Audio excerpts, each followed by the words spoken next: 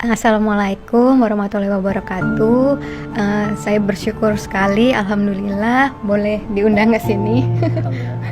Perdana juga nih untuk sharing ini gitu ya, di hadapan media sih gitu. Nah, kalau latar belakang saya lahir 26 Juli 1984. Jadi mau 37 tahun ini. Dari kecil dibesarkan dalam keluarga Kristen. Kemudian saya 2010 menikah. Kemudian sampai saat ini dikaruniai 3 anak. Nah, mantan suami saya hamba Tuhan dulu ya. Kemudian ya biasanya identitasnya apa lagi? Sekarang saya bertugas ya, sebagai PNS SD, SMP, SMA di Sekolah Katolik Mater Dei Strada Sanjaya ya dulu namanya. Di Pamulang. Tangerang Selatan. Kemudian SMA saya di Magelang. SMA Taruna Nusantara. Kemudian kuliah FKG-nya di Universitas Indonesia. Kemudian S2-nya di SA Unggul. Iya. Ya, Dok. Karena memang benar sih kalau itu ya, kalau apa yang terjadi dalam hidup kita tuh memang sudah tertulis dalam Lauhul Mahfuz ya. Itu saya baru tahu juga setelah kembali ke fitrah Islam ini gitu.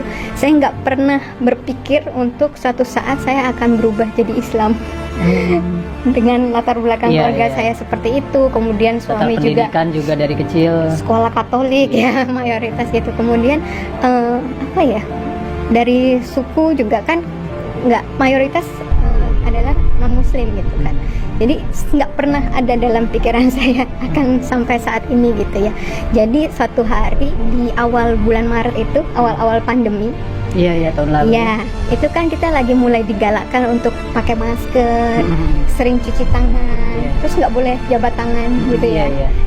Entah kenapa saya berpikirnya saat itu kayak melihat wanita muslimah yang jaga wudhu, yang nggak boleh salaman gitu kan. Dulu ada beberapa teman kantor saya juga yang nggak mau salaman gitu kan sama lawan jenis. Itu saya dulu juga kayak rasanya gitu banget gitu dulu mikirnya ya. Terus atau ngelihat wanita yang pakai cadar gitu kan kayaknya, terus kalaupun mereka foto atau apa itu emang kelihatan ya, atau suaminya emang nggak ketuker ya. Sampai sempat ya, mohon maaf, sempat bercandanya ya seperti itulah ya gitu. Tapi nggak tahu kenapa di awal pandemi itu saya malah kayak dilihatnya adalah kok kayak orang muslimah itu ya gitu ya. Kayak sekarang kita kayak dipaksa semua pakai niqab ya.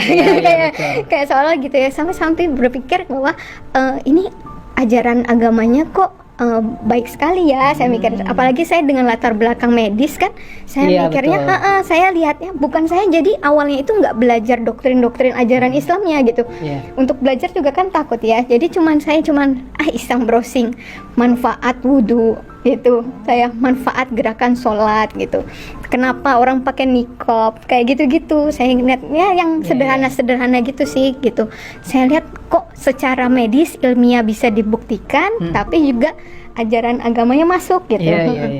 Berawal dari situ sih, gerakan sholat, kenapa gini, terus kenapa kakinya, jarinya harus begitu ditekan secara medis, itu semua bisa dijelaskan gitu kan. Secara ilmiah ya. Betul. Nah itu saya agak mulai kok gitu. Terus habis itu sempat ada lagi pertentangan di batin gitu. Tapi doanya diulang-ulang. Saya mikir gitu kan. Doanya kan diulang-ulang. Hafalan. Kalau soalnya saya taunya kayaknya ini doanya kan diulang-ulang itu bacaannya. Itu sepengetahuan saya aja gitu kan. Terus tapi kayak ada lagi di batin yang menjawab, atau mungkin itu Allah gimana ya. Saya itu kayak dialog gitu. Saya sampai kayak ngeliat ke langit gitu kadang. Tapi doanya kan diulang-ulang. Kadang saya gitu. Terus kayak Allah jawab, bukankah emang bumi ini berputar dengan memang semua ada hitung-hitungannya. Saya tuh pernah tahu ada zikir 100 kali, ada berapa waktu saat itu ya, waktu saya non muslim, kok doa aja dihitungin 100 kali atau berapa gitu kali. Emang saya apa bedanya dengan kalau cuma 3 kali atau apa gitu kan. Saya sempat gitu. Terus tapi kayak di hati tuh ada yang bilang bahwa di bumi ini juga geraknya itu juga ada hitungannya semua. Coba 1 detik aja atau 1 hitungan salah aja ya berantakan gitu kan. Kayak kejawab gitu. Setiap ada saya ragu apa, kejawab. Enggak lah, itu apa di lantai gitu kan. sholatnya sembayangnya tuh ke lantai gitu, kayak kotor atau gimana gitu ya mikirnya gitu ya. Terus tapi saya mikir lagi, tapi itu kayaknya itu ya di hadapan Allah semua sama ya, tapi waktu saya itu ngomong di hadapan Allah ya, di hadapan Tuhan kan emang semua manusia sama ya gitu kan, derajatnya sama ya, itu mau kaya mau miskin semua di lantai kan, nggak bisa milih kayak, mohon maaf yang sebelumnya kan saya bisa duduk di kursi yang kalau PD bisa duduk di depan mungkin, yang ini duduk di belakang, yang di depan mungkin kursinya lebih bagus atau apa gitu, ini nggak bisa, mau duduk di depan mau belakang ya tergantung kamu datang ya kan, kita bisa saf paling depan yang laki-laki ya gitu kan, gitu sih saya awalnya kayak gitu. Terus udah mulai tuh kegalauan muncul gitu. Saya kalau diibaratkan kayak ada di persimpangan jalan gitu Mas, antara saya masih lakukan yang lama tapi kok kosong, ragu-ragu, ada keraguan gitu. Iya betul, saya nganterin anak ke sekolah minggu ya, terus habis itu saya ibadah sendirian gitu kan, di ibadah yang dewasa, tapi pulang tuh kayak ada yang apa gitu, kayak nggak seperti biasanya gitu. Tapi untuk melakukan yang cara Islam juga belum bisa, belum belajar gitu kan. Udah sampai akhirnya beberapa saat itu malah nggak ibadah sama sekali. Iya, terus abis itu akhirnya saya... Itu berapa lama nggak ibadah sama? Enggak sih, dalam hitungan mungkin 2 mingguan itu ya. Karena kan awal Maret, saya akhirnya 2 mingguan kemudian tuh saya nggak pede ya rasanya. Kalau orang biasa beribadah terus nggak ibadah, kan rasanya kayak nggak yakin, nggak pede, takut gitu ya, kayak cemas gitu. Akhirnya nggak bisa nih, saya harus ngalah nih, harus salah satu nih gitu kan, saya pikir gitu. Udah, terus saya cerita sama salah seorang teman gitu ya, karena saya nggak tahu harus gimana gitu. Nah, apa namanya, tapi temannya satu agama juga ya? Islam. Justru Islam. Karena sahabat saya langsung ke yang Islam, tapi memang laki-laki. Saya bilang, karena saya pikir kalau perempuan, saya kan perempuan ya. Kalau perempuan kayak agak bocor halus kan. Saya takut kalau sampai bocor ya, Pak. Ini salah saya perempuan juga. Mohon maaf. Nah, terus akhirnya saya cerita gitu, terus tapi menurut beliau senang ya, maksudnya ada ketertarikan terhadap Islam. Saya tadi cuma cerita sebatas yang tadi saya cerita juga. Terus tapi beliau bilang kalau kan nggak boleh ya, bukan muhrimnya, diarahkan untuk saya datang ke Mualaf Center. Mualaf Center Umiren ya? Belum. Belum ya. Kebetulan ketemu dengan Bunda Sri di Mualaf Center di Jakarta Barat, Duri Kepa. Nah itu memang teman saya itu pesan gitu kan, cari yang ahwat, terus cari kalau dia menjelekkan agama kamu sebelumnya nggak usah diteruskan. Kalau misalnya dia nggak ngajarin tauhid juga nggak usah diteruskan gitu. Pesannya gitu. Oh ya udah, terus saya ke sana. Itu sudah kadarullah juga ya. Jadi waktu saya janjian jam 9 hari Minggu, saya ingat 15 Maret itu 9 kurang 10 saya udah sampai di sana. Terus kaget bundanya, aduh saya lupa nggak cancel, soalnya itu hari pertama lockdown. Dia udah nggak mau buka harusnya, tapi saya yang lupa ngabarin, kata dia itu nggak apa-apa masuk gitu.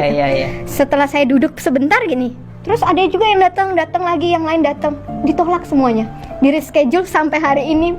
Karena belum lockdown itu. Betul, sampai hari ini katanya. Saya tanya, soalnya saya sampai saat ini masih ngaji sama Bunda Sri kan, itu belum buka Bunda, belum katanya gitu. Itu udah kader dulu ya, maksudnya kalau enggak ya udah saya sampai hari ini mungkin belum syahadat juga. Mungkin ragu lagi. Bisa betul. Udah di sana udah dimulailah. Kenapa? Saya ceritain seperti tadi juga. Oke, terus benar yang kayak teman saya bilang, beliau nggak nanya latar belakang saya, semua nggak ada nanya apapun, langsung jelasin tauhid, rukun iman, rukun Islam. Itu sambil diceritakan itu tuh air mata nggak terasa ngalir terus ya. Dari jam 9 sampai menjelang zuhur. Bunda nanya, gimana? Dokter Karissa sekarang mau gimana? Katanya gitu. Ya Bunda, saya belajar dulu, saya bilang gitu. Kalau yakin nanti saya masuk Islam, saya bilang gitu. Terus Bunda bilang, ya boleh gitu kan. Tapi nggak dihitung pahala ya, katanya gitu. Karena kan belum, katanya gitu. Mau Dokter Karissa baca Quran, mau Dokter Karissa sholat, itu belum dihitung pahala. Oh gitu, saya gitu. Emang kalau syahadat isinya apa Bunda? Percaya bahwa Allah itu Esa, percaya, saya bilang. Percaya Muhammad utusan Allah, percaya, saya bilang. Ya udah itu isinya syahadat. Ya udah saya syahadat, saya bilang gitu.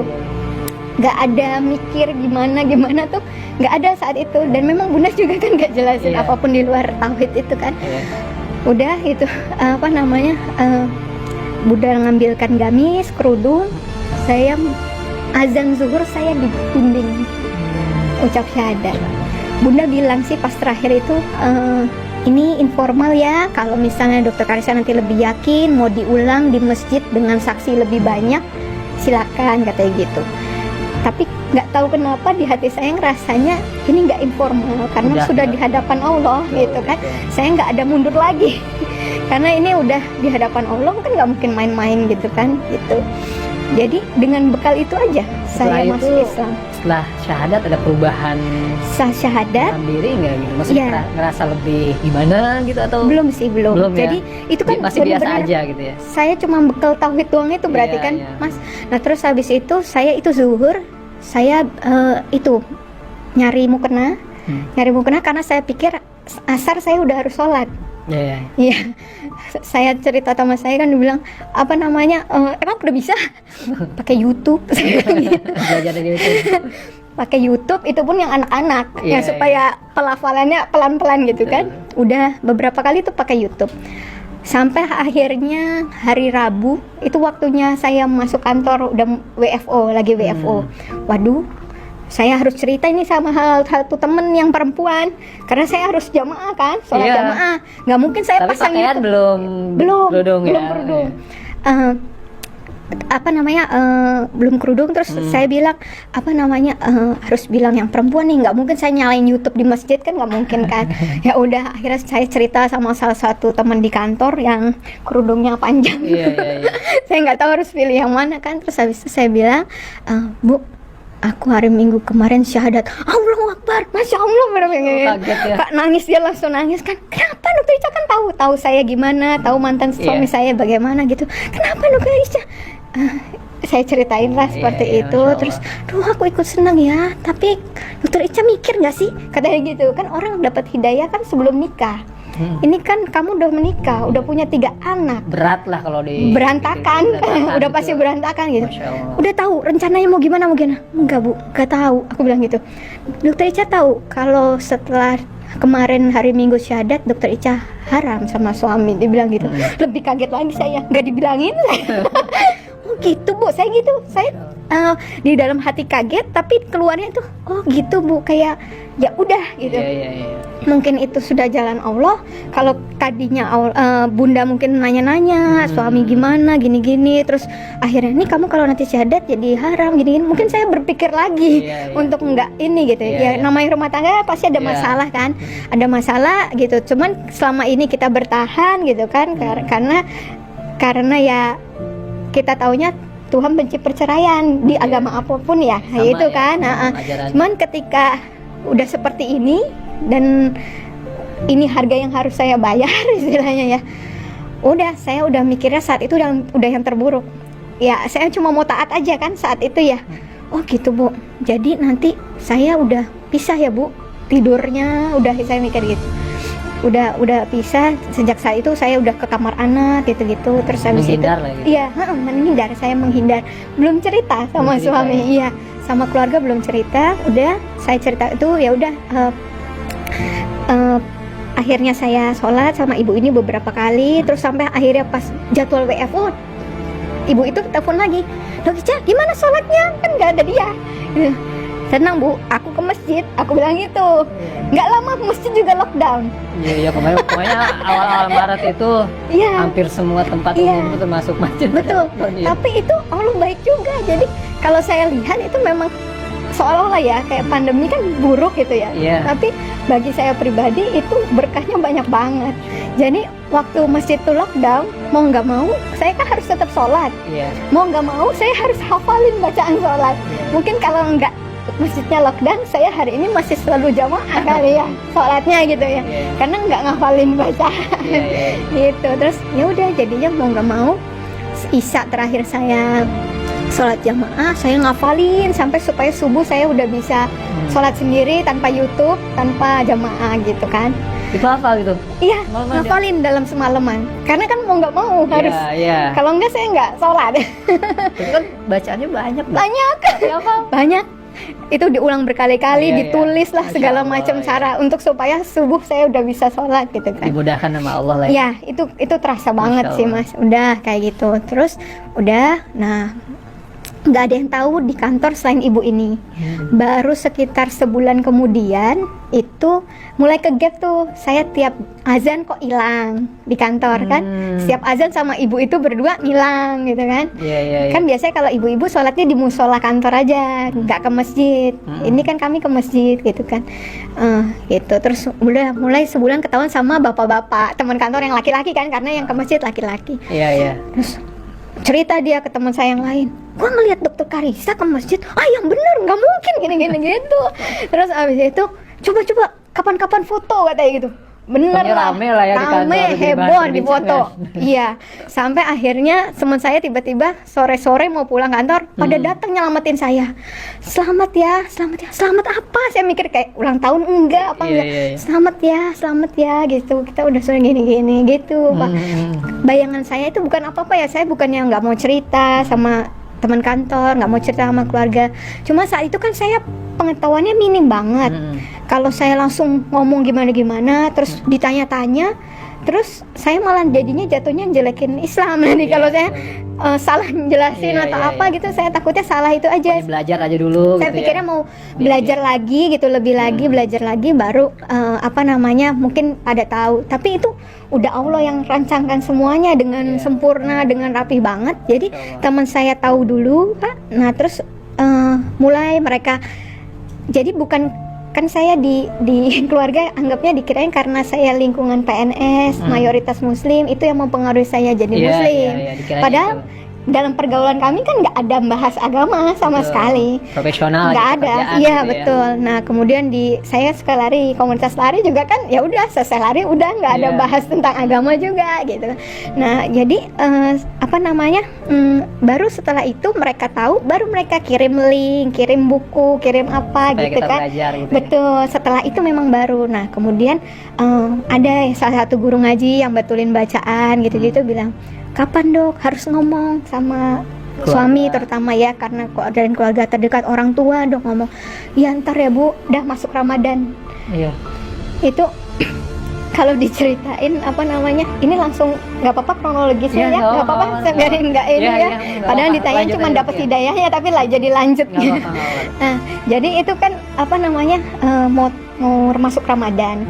Itu saya mulai belajar taraweh kan, cara sholat taraweh gitu Iya. ya. Saya udah belajar, cuma saya lagi mikir, itu 2 hari sebelum mulai taraweh pertama saya belajar itu. Saya mikir gimana ya, yang 4 rakaat aja saya deg-degan sholatnya. Jadi rumah saya tuh ada CCTV-nya semua. Cuma ada satu blind spot itu yang di depan pintu klinik saya. Jadi kalau dari sisi sini ada CCTV, dari sana CCTV, pas di depan pintunya banget lah, itu yang kayaknya blind spotnya, yang Iya, nggak iya, dapet yang nggak dapet CCTV CCTV, manapun. iya, iya. Jadi saya sholat di depan pintu klinik saya, yang mana itu deket sebelahnya kamar mandi, sebelah pintu klinik gitu. Iya. Jadi saya sholat di situ, diam-diam, termasuk pembantu saya mungkin nggak tahu juga, walaupun mereka mungkin nyuci mukena yang bukan miliknya, mungkin ya tahu juga tapi nggak tanya. Itu setiap habis sholat tuh keringet sejagung-jagung karena saking deg-degan, takut takut ketahuan. ketahuan, Iya ya, betul. 4 rakaat itu rasa lama banget.